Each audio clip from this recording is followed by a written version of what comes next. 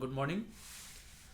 आज का जो मेरा टॉपिक है ये प्रकार्यवाद, जो मैं बता रहा था आपको, उसी को आगे बढ़ाते हुए आज बात की जाएगी टेलकट पार्सन्स के बारे में। लास्ट क्लास में हम लोग ने बात करी थी रॉबर्ट किंग बर्टन के बारे में। ठीक है। और आज का टॉपिक होगा टेलकट पार्सन्स। देखें, टेलकट पार्सन्स जो हैं, इनका नाम एक अमेरिकन समाजशास्त्री थे। और प्रकार्यवाद की जब भी बात की जाती है तो और प्रकार्यवाद स्पेशली सोशल सिस्टम की जब बात की जाती है, सामाजिक व्यवस्था की जब बात की जाती है, तो इनका नाम जरूर लिया जाता है। क्योंकि ऐसा लगता है कि जब तक इनका नाम न लें प्रकार्यवाद अधूरा सा लगता है। क्योंकि प्रकार्यवाद के संदर्भ में इन्होंने काफ़ी कुछ कहा है और काफ़ी सिस्टमेटिक वे में, काफ़ी व्यवस्थित रूप में अपनी बातों को रखने का प्रयास किया है। ठीक है। अब समझते हैं कि इनका योगदान क्या है समाजशास्त्र में, पर्टिकुलरली जो प्रकार्यवाद का सिद्धांत था, जो परिप्रेक्ष्य था, इसमें इनका क्या योगदान था। देखिए, इससे पहले कि हम लोग योगदान को समझे किसी भी विचारक के, ये बात जानना बहुत ज़रूरी है कि एक्चुअल में कोई भी सिद्धांतकार या कोई भी विचारक जो है, उसके सामने कोई केंद्रीय पक्ष क्या है, आखिर कोई सेंट्रल एस्पेक्ट क्या है, कौन सी ऐसी बात उसके दिमाग में चल रही है जिसे जानने के प्रयास के क्रम में उसने कोई सिद्धांत प्रस्तुत किया। ठीक है। तो देखिए, जो बात टेलकट पार्सन्स के दिमाग में चल रही थी वो ये थी कि किसी भी सोसाइटी में एक जो सोशल ऑर्डर है, जो आपको व्यवस्था दिखाई देती है, हाउ इट इज़ पॉसिबल, ये संभव किस प्रकार से है, व्यवस्था आखिर किस प्रकार से बन पाती है, कौन कौन सी ऐसी बातें हैं जिनकी वजह से व्यवस्था बन पाती है। ठीक है। अब उनका ये कहना ये था कि उनका अपना पर्सनल ऑब्जर्वेशन ऐसा था कि उन्होंने देखा कि जो सोशल लाइफ है, जो सामाजिक जीवन है मनुष्य का, इसमें दो इसकी केंद्रीय विशेषताएं होती हैं। दो इसके जो है सेंट्रल क्या होती हैं, कैरेक्टरिस्टिक्स होती हैं। पहला क्या है, पहली चीज़ ये है कि इसमें म्यूचुअल एडवांटेज वाली बात होती है, पारस्परिक लाभ वाली बात होती है। ठीक है। इसमें इसका मतलब ये हुआ कि जो भी लाभ जुड़ा हुआ है, इसमें क्या है, रेसिप्रोसिटी है, पारस्परिकता है। ठीक है ना। और जो दूसरा जो मानव व्यवहार का महत्वपूर्ण पक्ष है, उस वो ये है कि इसमें जो शांतिपूर्ण योगदान जो है, पीसफुल कोऑपरेशन है, ये ज़्यादा इम्पॉर्टेंट है बजाय संघर्ष के। ठीक है। तो दो सामाजिक जीवन के बारे में दो इन प्रमुख विचारों को रख करके उन्होंने अपनी बात प्रारंभ की है। इसके बाद उनके पास जो कॉन्टेक्स्ट था सोशल ऑर्डर को देखने का, स्पेशली सोशल ऑर्डर कैसे पॉसिबल है इसको देखने का, तो दो आधार कौन कौन से थे।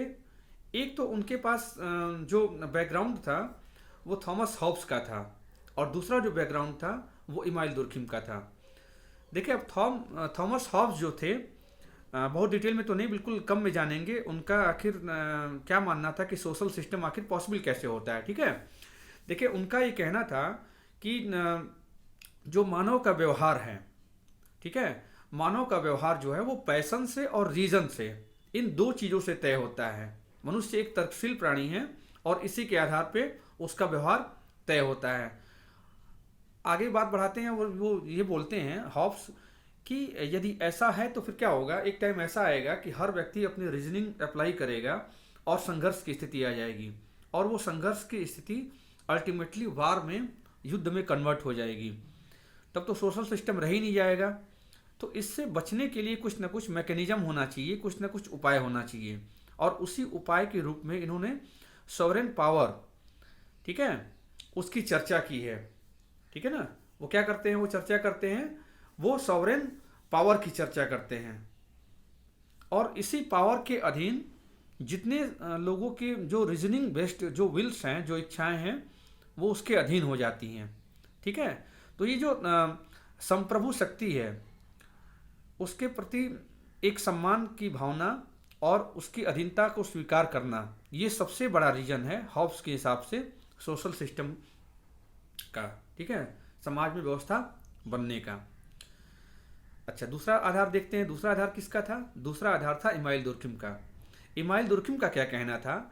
इमाइल दुर्खिम का ये कहना था कि जो मनुष्य का व्यवहार है वो रीजनिंग के बजाय वो तर्क की बजाय किससे गाइडेड होता है? वो मोरल कमिटमेंट से। ठीक है, वो जो नैतिक प्रतिबद्धताएं होती हैं समाज के प्रति, उससे ज़्यादा गाइडेड होता है, न कि इस बात से कि आप का तर्क क्या कहता है। ठीक है, ये बात इमाम दुर्किम ने की थी। अच्छा, टैलकट पार्सन्स जो थे, इन्होंने हॉब्स की बातों को से सहमति नहीं जताई बल्कि असहमति व्यक्त की, और किस ट्रैक पर चले? वो इमाइल दुर्किम के ट्रैक पर चले। उनकी बातें जो थी वो टैलकट पार्सन्स को काफ़ी प्रभावित किया उसने। और उनका कहना ये था कि जो बेसिक रीजन है सोसाइटी में ऑर्डर का, वो क्या है? वो है कॉमन वैल्यूज, वो है साझा मूल्य। ठीक है, किसी भी समाज में जो व्यवस्था आपको दिखाई देती है, उस व्यवस्था के होने का सबसे बड़ा जो फैक्टर है, सबसे बड़ा जो कारक है, वो क्या है? वो है कॉमन वैल्यूज, साझा मूल्य। अर्थात मूल्यों के प्रति सभी लोगों की एक जैसी प्रतिबद्धताएं होना, ये सबसे बड़ा कारण है सामाजिक व्यवस्था का। अच्छा, वो एग्जाम्पल देते हैं, एग्जाम्पल देते हैं किसका? जो बिजनेस ट्रांजैक्शंस हैं, जो व्यापार में जो लेन देन की बातें होती हैं, उसके बारे में वो कहते हैं। उनका कहना ये है कि जो भी बिजनेस ट्रांजैक्शन होता है, इसमें एक ऑर्डर होने के लिए, इसमें एक व्यवस्था होने के लिए बहुत ज़रूरी है कि क्या होना चाहिए? वहाँ पे एक सिस्टम ऑफ रेगुलेशन होना चाहिए, एक विनियामकीय ढांचा होना चाहिए उसका, जो बिजनेस ट्रांजैक्शंस में जो भी गतिविधियां हो रही हैं उसे विनियमित करने के लिए, उसे रेगुलेट करने के लिए। ठीक है, क्योंकि जब तक ऐसा नहीं होगा तब तक जो भी ट्रांजैक्शंस में जो भी एक्टिविटीज़ होंगी वो नॉर्मेटिव स्टैंडर्ड के अंतर्गत नहीं आएंगी, और ऐसी स्थिति में पॉसिबल है कि जो बिजनेस ट्रांजैक्शन का जो सिस्टम है वो टूट जाए। ठीक है ना? लेकिन यहीं पर टैलकट पार्सन्स एक चीज़ और क्लियर करते हैं। टैलकट पार्सन्स का ये कहना है कि देखिए, जो रूल्स हैं, जो रेगुलेशंस हैं, वो यदि टूट जाए उसका परिणाम क्या होगा? ऐसा सोच के लोग नियंत्रित होंगे, सोशल सिस्टम को मानेंगे। ऐसा मानना क्या है? सही नहीं है, क्योंकि लोग सिर्फ इसलिए नियम को नहीं मानेंगे कि भाई इसका परिणाम क्या होने वाला है, इससे हमें कुछ नुकसान सहन करना पड़ेगा, क्योंकि ये आधार क्या है? दिस इज इनसफिशियंट, ये अपर्याप्त है। ठीक है ना? जैसा कि व्यवहार में आप देखें, बहुत सारे क्राइम्स होते हैं, तो लोग क्या करते हैं, लोग मैनिपुलेशंस करके, उनको पता है अच्छी तरीके से कि कौन सा क्राइम करेंगे और उन्हें जो है लास्ट में पनिशमेंट क्या मिलने वाला है, लेकिन वो सारे लूप होल्स को जानते हैं लीगल सिस्टम के। ठीक है, प्रोसीजर के। तो अब वो क्या करते हैं, वो अच्छा, दूसरी चीज, वो उससे डरते नहीं हैं। ठीक है, बेहिचक बेधड़क वो काम कर लेते हैं, क्योंकि उनके परिणामों की जानकारी तो है उन्हें, लेकिन उसका दुष्परिणाम क्या होगा, बहुत उन्हें नुकसान सहना पड़ेगा, बहुत सारी चीज़ें हैं, कोई एक भय वाली बात नहीं होती है। ये क्या है? इनसफिशियंट है फैक्टर। तो ठीक है, तो सबसे सफिशियंट फैक्टर फिर क्या है आखिर? सबसे सफिशियंट फैक्टर जो है सोशल सिस्टम के मेंटेनेंस के लिए, वो इनके हिसाब से क्या है? एक मोरल कमिटमेंट का होना, एक नैतिक प्रतिबद्धता का होना बहुत ही ज़रूरी है। ठीक है, और इसी क्रम को आगे बढ़ाते हुए कहते हैं टैलकट पार्सन्स कि जो भी शेयर्ड वैल्यूज होते हैं, शेयर्ड वैल्यूज की वजह से क्या होता है, वहाँ से जो बिजनेस ट्रांजैक्शंस होते हैं उनका जो रिफ्लेक्शंस होता है वैल्यूज का इसमें, उसकी वजह से क्या होता है, वहाँ पे आपको एक सिस्टम दिखाई देता है।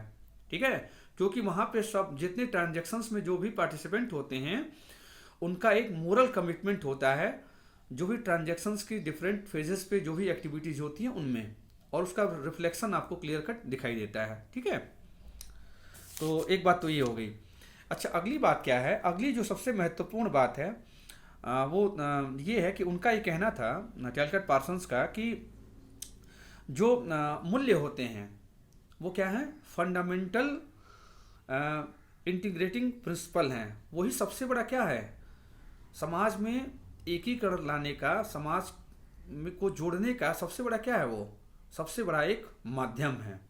ठीक है, और जब वैल्यूज शेयर्ड होती हैं, साझा होती हैं, हर व्यक्ति तक उसका संचार जब हो जाता है, तो क्या होता है? इससे एक सामान्य पहचान जन्म लेती है, एक शेयर्ड आइडेंटिटी जन्म लेती है, और जिसके फलस्वरूप सोसाइटी में आपको यूनिटी और कोऑपरेशन अर्थात एकता और सहयोग दिखाई देता है। ठीक है, यहीं पे एक बात टेलकट पार्सन्स और भी करते हैं कि समाजशास्त्र का जो वास्तविक लक्ष्य है वो क्या है।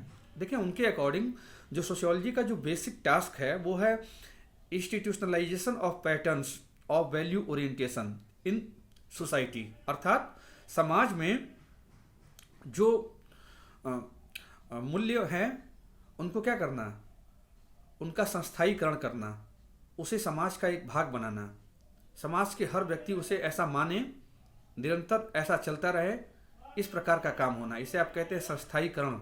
अर्थात ऐसी प्रक्रिया जिसके द्वारा वो चीज़ क्या हो जाए, संस्थागत बन जाए, इंस्टीट्यूशनल बन जाए, एक पार्ट बन जाए सोसाइटी का। ठीक है। अच्छा, इसके अब वो दो जो है मेजर टूल्स की बात करते हैं। किन आखिर ऐसी कौन दो ऐसी चीज़ें हैं जिसके द्वारा ये काम होगा। तो पहला है सामाजिकरण की प्रक्रिया, क्योंकि सामाजिकरण की प्रक्रिया के द्वारा ही व्यक्ति में क्या होते हैं, सामाजिक मूल्यों को संस्थाकृत किया जाता है, संस्थागत रूप दिया जाता है। व्यक्ति एक जैविकी प्राणी न होकर के एक सामाजिक प्राणी बन जाता है, और सामाजिक प्राणी होने का मतलब ही है कि वो समाज के मूल्यों को, समाज के नियमों को भली भांति जानता है। और सेकंड जो सबसे बड़ा टूल है वो क्या है, जो डिफरेंट जो मैकेनिज्म है सोशल कंट्रोल के, ठीक है, जैसे लॉ इन्फोर्समेंट एजेंसियां हैं जितनी, उनके जो कार्य हैं वो इसके अंतर्गत आ जाएंगे। इसके अलावा सोसाइटी में बहुत सारे ऐसे मैकेनिज्म हैं जो कि फॉर्मल नहीं है, इनफॉर्मल तरीके के हैं। ठीक है, ट्रेडिशंस हैं, फोकवेज हैं, मोर्स हैं, जनरीतियाँ हैं, रूढ़ियाँ, ये सब इसके अंतर्गत आ जाएंगे। ठीक है। अच्छा, सबसे जो मेन योगदान था वो क्या था टेलकट पार्सन्स का, वो था इनका एजिल मॉडल का, जिसके बारे में चर्चा मैंने कई बार कर ली, लेकिन मैं एक बार दोबारा कर लेता हूँ आपसे। एजिल मॉडल में एक्चुअल में है क्या, ये 4 वर्ड्स हैं, 4 लेटर्स हैं अंग्रेजी वर्णमाला के, ए, जी, आई और एल। बेसिकली ये 4 पूर्व आवश्यकताओं के जो पहले अक्षर हैं उसे डिनोट करते हैं। ठीक है, किसी भी सोसाइटी के सर्वाइव करने के लिए बहुत ज़रूरी है कि 4 जो बेसिक नीड्स हैं उनकी पूर्ति टाइम टू टाइम होती रहे। पहला है एडेप्टेशन, अनुकूलन।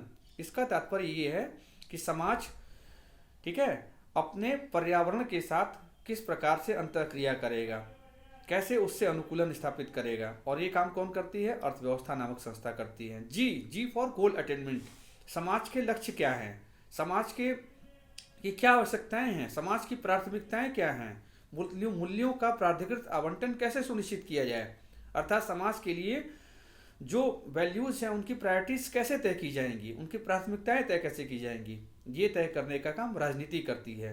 क्योंकि राजनीति के माध्यम से ही जो अलग अलग मूल्य हैं जनहित के, उसमें से डिसीजन लिया जाता है, और उन्हीं मुद्दों पर डिसीजन लेने के बाद वो क्या होता है, वो पब्लिक पॉलिसी का पार्ट बन जाती हैं, योजनाओं का पार्ट बन जाती हैं। ठीक है।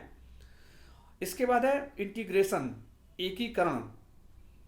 एकीकरण का तात्पर्य क्या है, एकीकरण का तात्पर्य है कि समाज के जितने आपको भाग दिखाई दे रहे हैं वो आपस में परस्पर मिलकर एक रूप में दिखाई दें। ठीक है, और नियमों का अनुपालन टाइम टू टाइम सुनिश्चित होता रहे। ये काम कौन करता है, लॉ इन्फोर्समेंट एजेंसियां करती हैं, लॉ करता है, बेसिकली कानून करता है। ठीक है। और लास्ट वाला है एल फॉर लेटेंसी या प्रतिमान अनुरक्षण। इसका क्या तात्पर्य है, इसका तात्पर्य है कि समाज में जो भी सोसाइटी के पैटर्न्स हैं, जो भी मूल्य हैं, वो निरंतर बने रहें, एक पीढ़ी से दूसरी पीढ़ी तक हस्तांतरित होते रहें, ट्रांसमिट होते रहें। ऐसा काम कौन करेगा, ऐसा काम कुछ कल्चरल एजेंसियां हैं, कुछ सोशल एजेंसियां हमारे यहाँ, जैसे फैमिली है, परिवार है, रिलीजन है, ये इन कामों को देखेंगे। ठीक है।